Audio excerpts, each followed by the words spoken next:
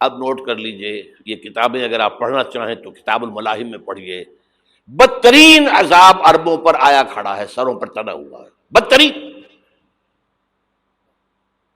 ایسی جنگ ہونی ہے الملحمۃ العظمیٰ، جس کو کہ میں بھی آپ کے گواہی پیش کر دوں گا، جسے کہا گیا دی لاسٹ کروسیڈ۔ بش نے بھی کروسیڈ کا لفظ بول دیا تھا، پھر واپس لیا اس نے۔ نکل جاتی ہے جس کے منہ سے سچی بات مستی میں، فقیہ مصلحت بین سے وہ رندے بادہ خار اچھا، کروسیڈ کہہ کر پھر واپس لیا۔ یہ کروسیڈ، اس کے اوپر جس قدر نقصان ہونا ہے عربوں کا، گریٹر اسرائیل بنے گا، یہ عراق، شام، اردن، سعودی عرب کا کچھ شمالی علاقہ، ترکی کا جنوبی علاقہ، مصر کا صحرائے سینا، اور اس کے ساتھ ہی جو بہترین اس کا زرخیز ترین علاقہ ڈیلٹا آف نائل، یہ سب یہودیوں کے قبضے میں جائیں گے۔ اس کو حدیث میں کہا گیا الملحمۃ العظمیٰ۔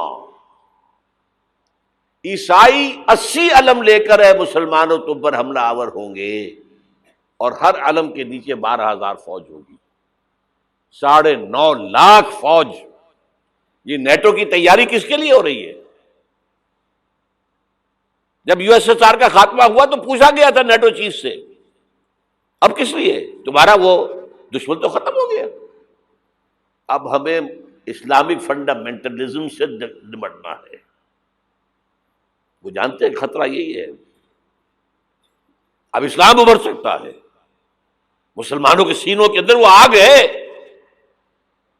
اوپر خاکستر آ گیا ہے، تم پہ اٹھانا بیٹھنا، یہ اندر تو انگارہ ہے، اوپر سے راکھ ہے، اس سے دھوکہ نہ کھا جانا ان کے دلوں کے اندر۔ اور بش نے کہا تھا مسلمان چاہتے ہیں کہ ہسپانیہ سے لے کر انڈونیشیا تک نظام خلافت قائم کریں، اور میں حیران ہوا تھا کہ اس کمبخت کو ہسپانیہ کا خیال کیسے آ گیا؟ ہمیں تو کبھی آتا ہی نہیں، اب ہم تو بھول گئے، وہ تو 500 برس پرانی بات ہے جبکہ وہاں سے ہمیں نکال دیا گیا تھا۔ اگرچہ اقبال نے کہا تھا ہے ارض فلسطین پہ یہودی کا اگر حق، ہسپانیہ پر حق نہیں کیوں اہل عرب کا؟ ہسپانیہ میں تو 800 سال حکومت کی مسلمانوں نے، اور ابھی 500 برس سے گزرے ہیں نا۔ یہودی تو ارض مقدس سے 2000 سال نکالے گئے، انہیں لا کے آباد کیا گیا، عربوں کے سینے میں خنجر بھونک دیا گیا۔ وہ چھوٹا سا ملک جو چاہتا کرتا، کوئی پوچھنے والا نہیں۔ امریکہ جیسے اپنے بیٹے کی حفاظت کرے ویسے کرتا اس کی۔ اور حضور نے فرمایا ہے وہ جنگ جب ہوگی تو ایک باپ کے اگر 100 بیٹے ہوں گے تو 99 ختم ہو جائیں گے، ایک بچے گا۔ یہ حدیث ہے، حدیث ہے صحیح۔ اور آپ نے فرمایا ویل للعرب من شر قد اقترب، عربوں کے لیے ہلاکت ہے، عربوں کے لیے بربادی ہے اس شر سے جو قریب آ چکی ہے۔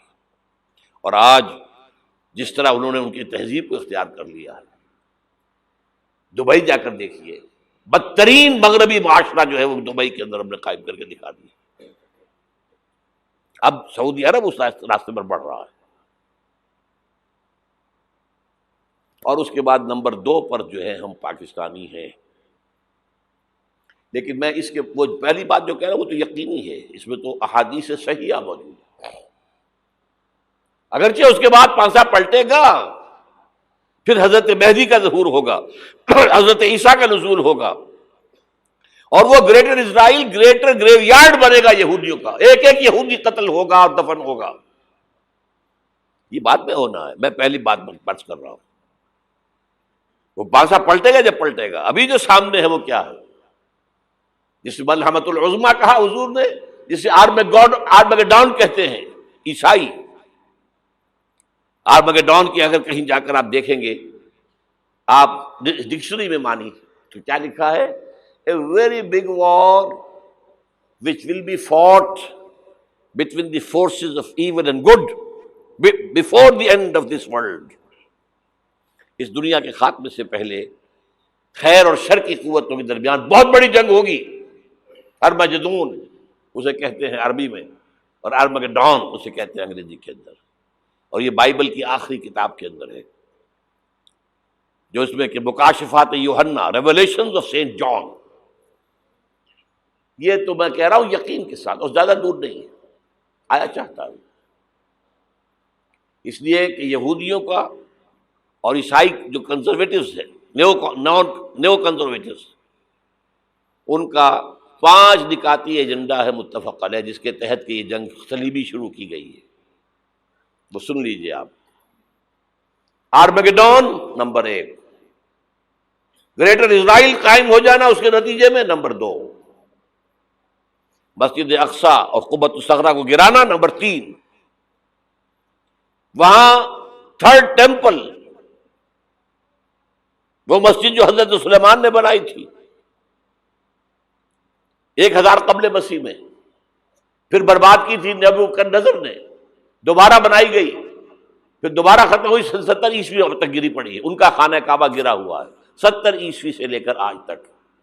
ایک دیوار ہے ویلنگ وال، جہاں جاتے ہیں، روتے ہیں، پیٹتے ہیں، ماتم کرتے ہیں، وہاں وہ بنے گا 3rd ٹیمپل. اور نمبر 4، اس میں لا کر رکھا جائے گا تخت حضرت داؤد کا. یہ تخت کہاں ہے اس وقت؟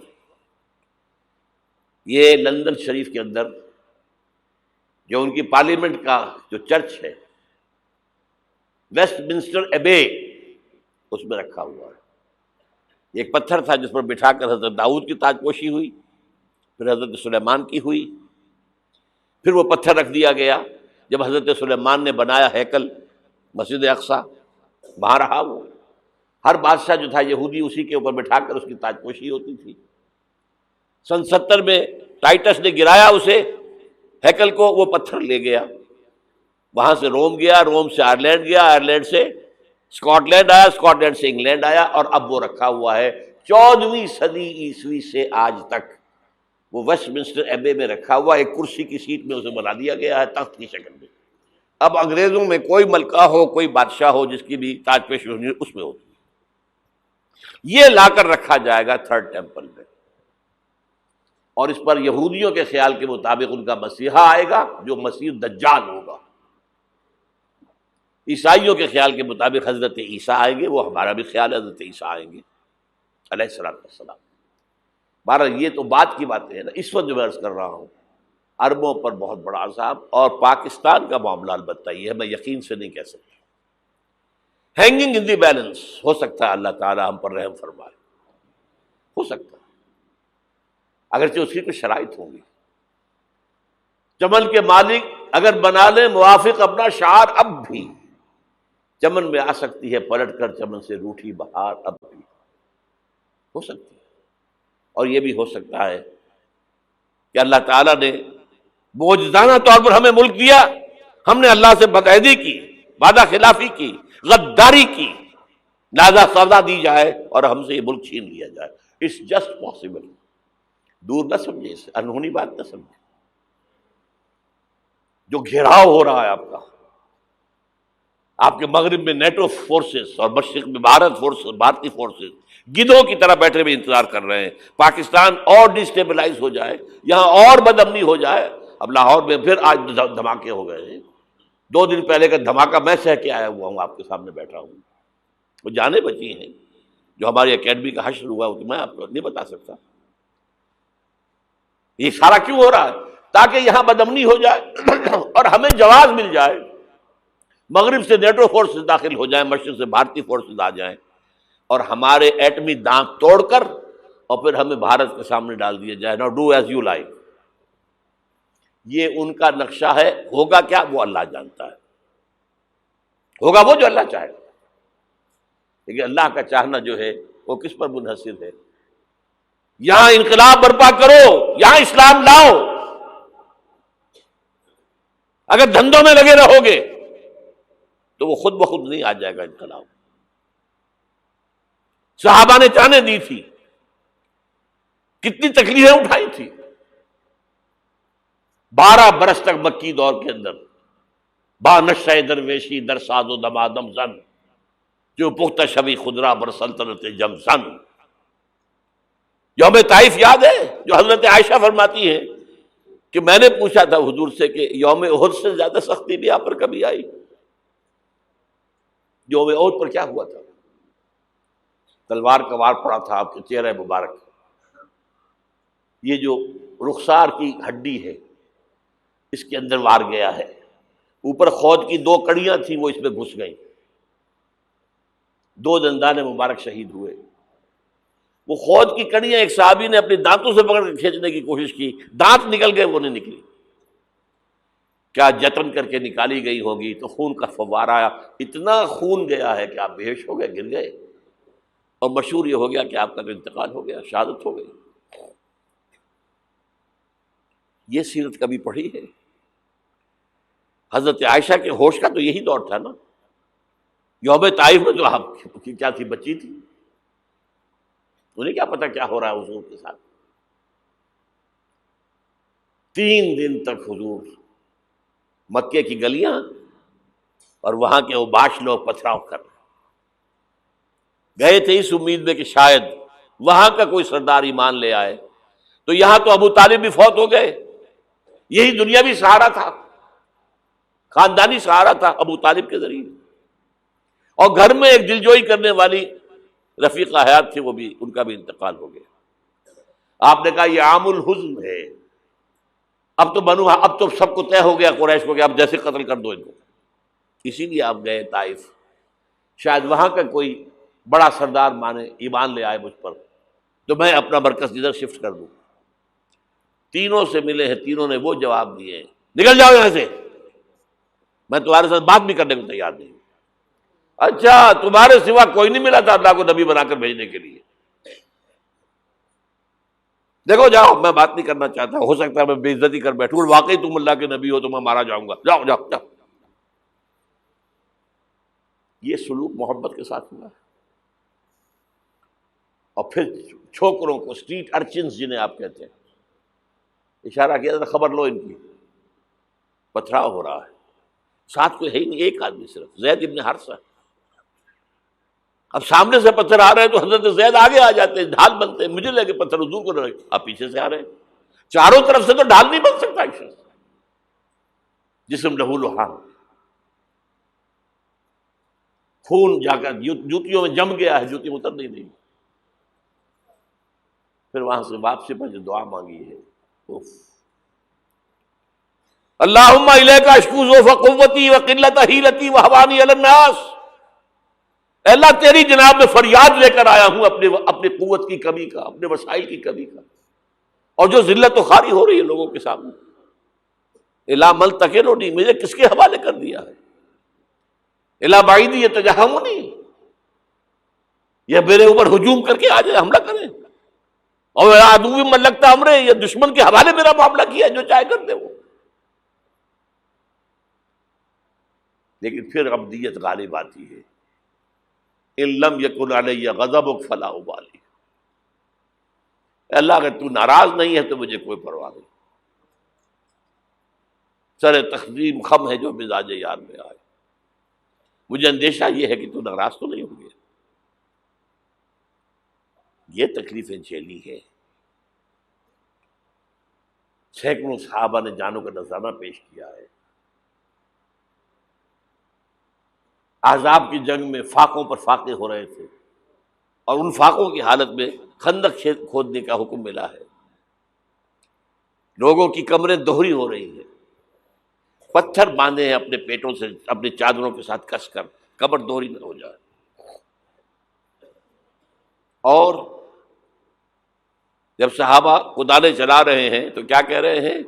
نحن الذین بایعوا محمدا علی الجہاد ما بقینا ابدا، اللہم لا عیش الا عیش الاخرہ۔ صحابہ کہتے تھے ہم وہ لوگ ہیں جنہوں نے محمد سے بیعت کی ہے کہ جہاد کرتے رہیں گے جب تک جان میں جان نکل جائے تو بات، اور جان ہے، چاہے ابھی بھوک سے کمر دوڑی ہوئی جا رہی، جان تو ہے۔ اور ایک دفعہ کہتے تھے اللہم لا عیش الا عیش الاخرہ، اے اللہ عیش، زندگی تو آخرت کی زندگی ہے۔ اور حضور فرماتے تھے، حضور کے بیٹھے ہوئے نہیں تھے گاؤں تکیہ لگا کر، پتھر اٹھا کر خندق میں سے لے جا کر باہر پھینک رہے تھے، جب صحابہ کہتے ہیں اللہم لا عیش الا عیش الآخرہ، حضور فرما رہے ہیں فاغفر الانصار والمہاجرہ، اے اللہ ان انصار اور مہاجرین کی مغفرت فرما دے۔ پھر حضور کی خدمت میں کچھ لوگ آئے، حضور اب یہ فاقہ ناقابل برداشت ہو گیا، دیکھیے ہم نے یہ پتھر باندھے ہوئے اپنے پیٹوں کے ساتھ۔ حضور نے کرتا اٹھا کر دکھایا، وہاں 2 پتھر باندھے ہوئے۔ یہ ہے سیرت النبی۔ آپ کس چیز کو سیرت النبی سمجھتے ہیں؟ بہرحال اس موضوع پر میری ایک کتاب ہے منہج انقلاب نبوی، کہ انقلاب کیسے آیا تھا۔ اگر دل میں ذرا بھی آرزو پیدا ہو گئی ہو کہ اللہ قبول کر لے مجھے بھی، مجھے قبول کر لے اس کام کے لیے، تو وہ کتاب آپ کے لیے مست ہوگی، اس کا پڑھنا۔ هي الحلقات تحفظني بآيات من القرآن، هي الحلقات تملأني بحب المصطفى العدنان، هي الحلقات تحفظني